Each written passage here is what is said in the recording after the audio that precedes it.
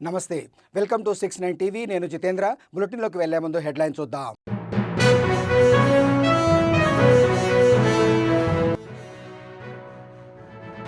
ఆశా వర్కర్లకు ఎన్నికల్లో ఇచ్చిన హామీలు అమలు చేయాలి. హైదరాబాద్ కలెక్టరేట్ ముందు ధర్నా నిర్వహించిన ఆశాలు.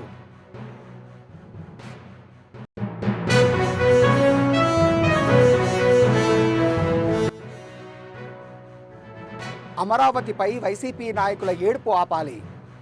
రాజధాని మునిగిపోయిందని దుష్ప్రచారం చేస్తున్నారన్న మంత్రి నారాయణ.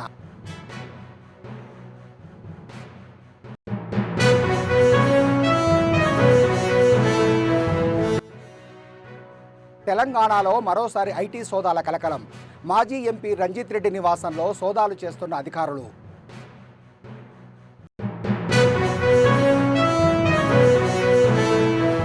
విశాఖ స్టీల్ ప్లాంట్ ఊపిరి తీసిన వ్యక్తి మాజీ సీఎం జగన్. స్టీల్ ప్లాంట్ పరిరక్షణలో చంద్రబాబు కీలక పాత్ర పోషించారన్న పల్లా శ్రీనివాస్. డీటెయిల్స్లోకి వెళ్తే, కాంగ్రెస్ ప్రభుత్వము ఆశా వర్కర్లకు ఎన్నికల్లో ఇచ్చిన హామీలను నెరవేర్చాలని ఆశా వర్కర్సు యూనియన్స్ ఆధ్వర్యంలో హైదరాబాద్ కలెక్టరేట్ ముందు పెద్ద ఎత్తున ఆందోళనకు దిగారు.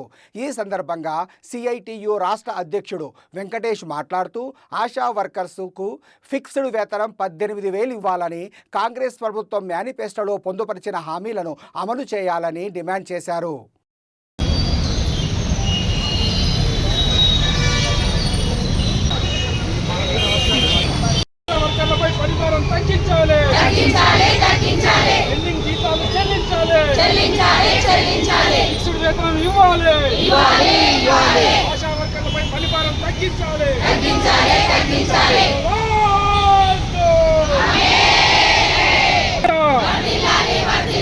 అందరు చేతులెత్తి ఆశా వర్కర్ల ఐక్యత, ఆశా వర్కర్లపై పరిపాలన, ఆశా వర్కర్లపై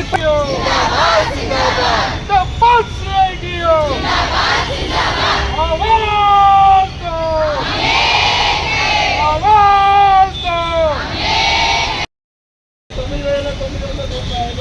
మీరు ఎందుకు వేస్తున్నారు అని చెప్పేసి ఈ కమిషనరు కొత్తగా వచ్చిన మహిళ కదా, ఆ మహిళ మన మహిళల బాధలు కూడా అర్థం చేసుకుంటుందేమో అని అంటే ఇప్పుడు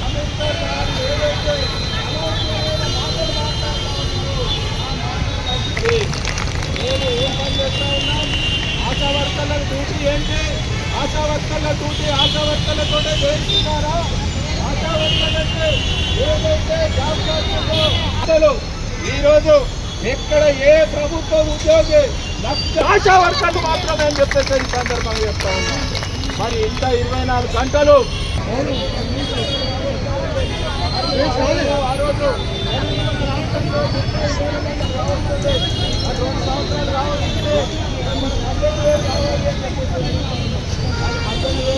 పెట్టడం కోసం ఈరోజు వీలు కావట్లేదా? ఏంటిది అంటే ఆశా వర్కర్లు అంటే అంత అంతా లేకపోతే 9,000 అని చెప్పేసి కింది స్థాయి ఉద్యోగస్తులు అనుకుంటున్నారా? రాష్ట్రంలో స్పిన్నింగ్ మిల్స్ యూనిట్ల పునరుద్ధరణకు అమలు చేయాల్సిన పథకాలు, అందించాల్సిన ప్రోత్సాహాలు తదితర అంశాలపై స్పిన్నింగ్ మిల్స్ అసోసియేషన్ ప్రతినిధులు, పరిశ్రమలు, చేనేత జౌలి శాఖ అధికారులతో ఏపీ సచివాలయంలో సిహెచ్ విజయానంద్ సమీక్ష నిర్వహించారు. రాష్ట్ర పరిశ్రమల శాఖ కార్యదర్శి యువరాజ్, చేనేత మరియు జౌలి శాఖ కమిషనర్ రేఖారాణి, రాష్ట్ర స్పిన్నింగ్ మిల్స్ అసోసియేషన్ ప్రతినిధి కోటేశ్వరరావు తదితరులు ఈ సమీక్ష సమావేశంలో పాల్గొన్నారు.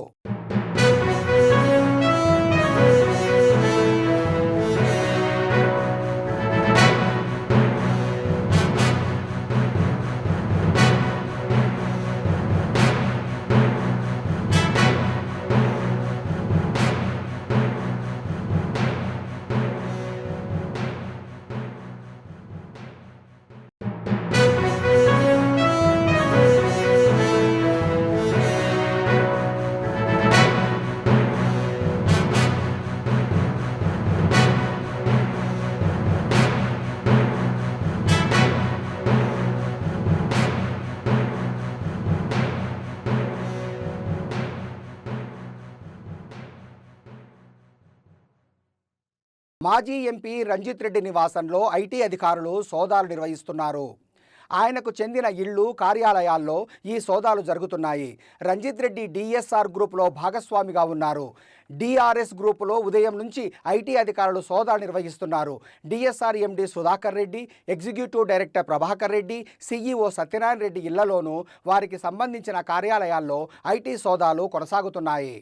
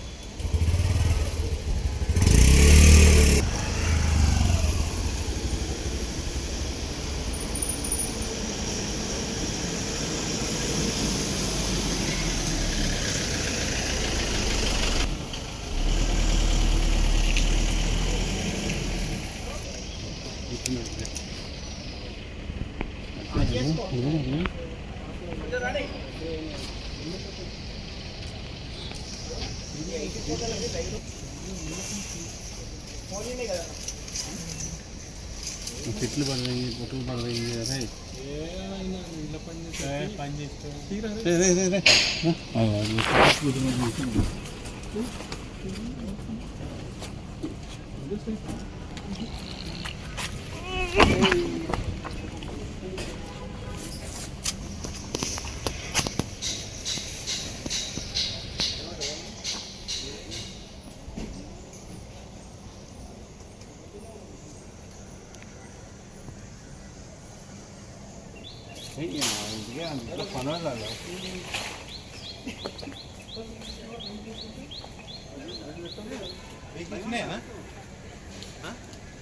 బంగారు మైసమ్మ సహిత మహాకాళేశ్వర దేవాలయ ప్రథమ వార్షికోత్సవాన్ని బోడుప్పల్ మున్సిపల్ కార్పొరేషన్ పరిధిలోని రాజశేఖర్ కాలనీలో ఘనంగా నిర్వహించారు. ఈ సందర్భంగా ఆలయ పూజారి మాట్లాడుతూ, ఈ దేవాలయం నిర్మించి సంవత్సర కాలం అవుతున్న సందర్భంగా ఈ వార్షికోత్సవాన్ని నిర్వహించడం జరిగిందన్నారు. గణపతి హోమంతో ప్రారంభమై మంగళవారం విశేష అభిషేకము, లక్ష పుష్పార్చన, విశేష అభిషేకాలు నిర్వహిస్తామని, ఆగస్టు 20న మహాకుంభాభిషేకం, 21వ తేదీన శివపార్వతుల కళ్యాణంతో కార్యక్రమాన్ని ముగిస్తామని తెలిపారు.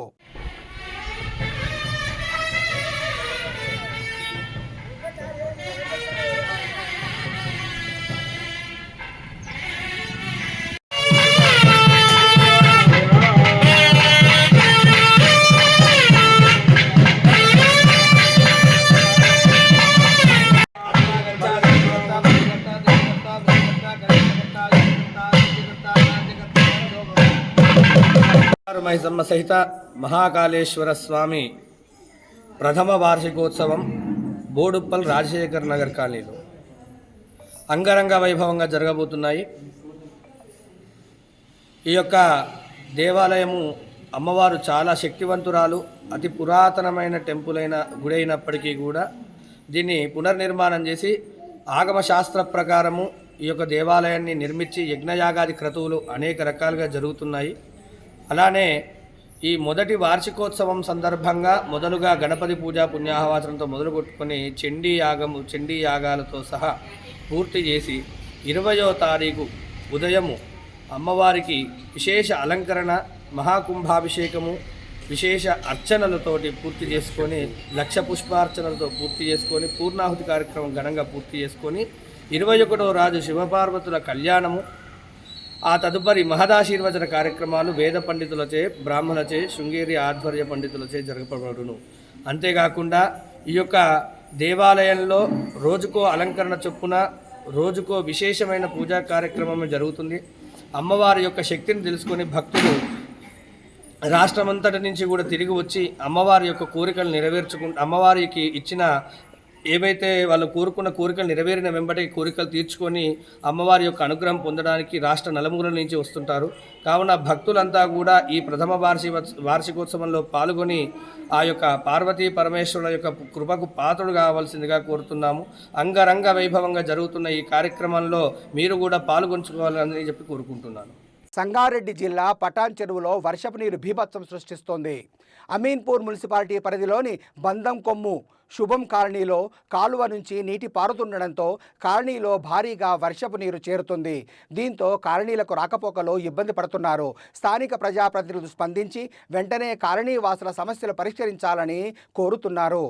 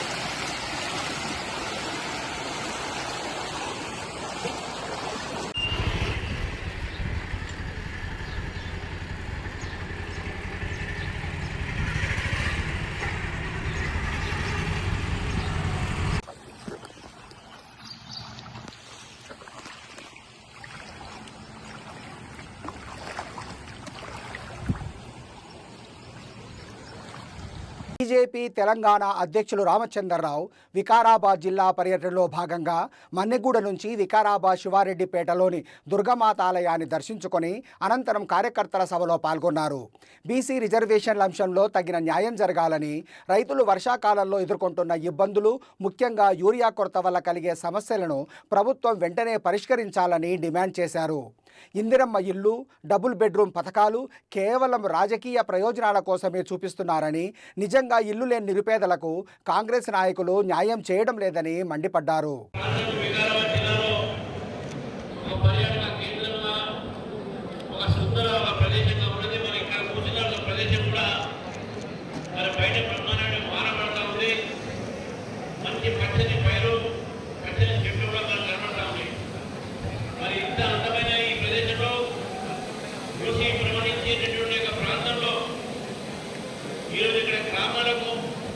రైతులకు ఒకవైపు తాగునీరు, ఇంకొకవైపు సాగునీరు ప్రముఖంగా ఎంతైతే వారికి రావాల్సింది రావట్లేదు.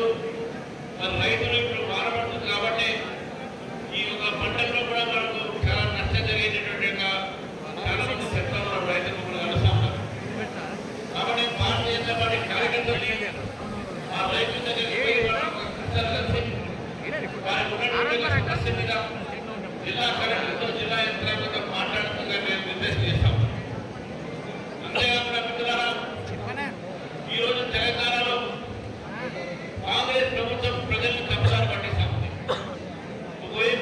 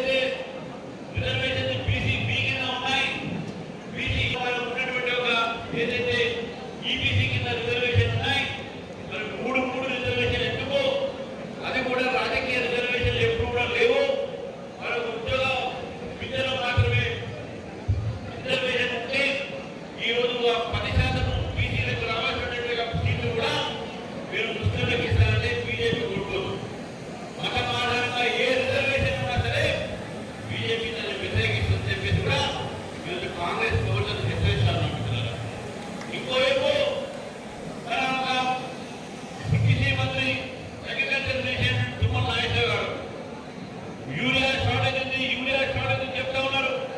మాకు యూరియా ఇవ్వట్లేదని చెప్తా ఉన్నారు.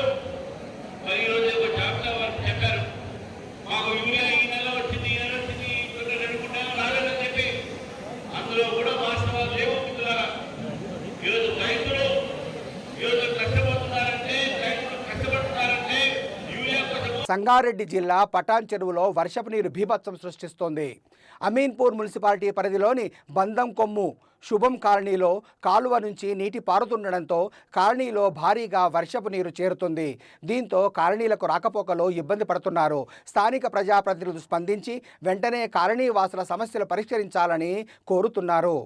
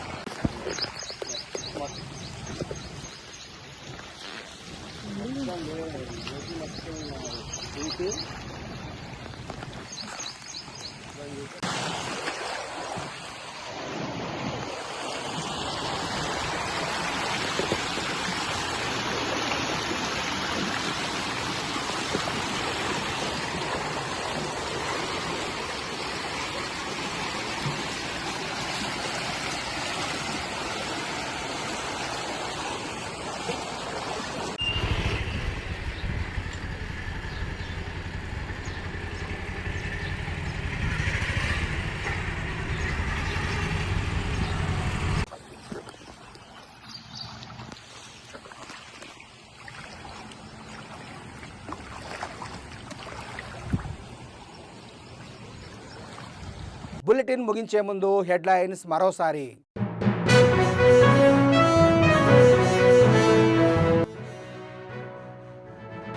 ఆశా వర్కర్లకు ఎన్నికల్లో ఇచ్చిన హామీలు అమలు చేయాలి. హైదరాబాద్ కలెక్టరేట్ ముందు ధర్నా నిర్వహించిన ఆశాలు.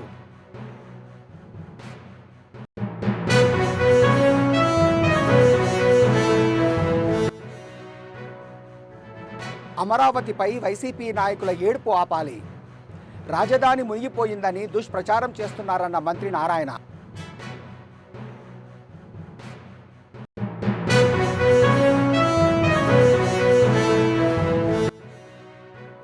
తెలంగాణలో మరోసారి ఐటీ సోదాల కలకలం. మాజీ ఎంపీ రంజిత్ రెడ్డి నివాసంలో సోదాలు చేస్తున్న అధికారులు.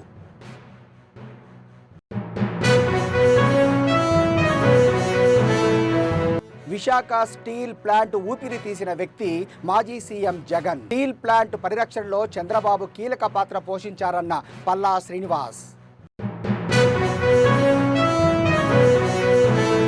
ఇవి బులెటిన్ విశేషాలు. మరిన్ని అప్డేట్స్ కోసం చూస్తూనే ఉండండి 69 టీవీ న్యూస్.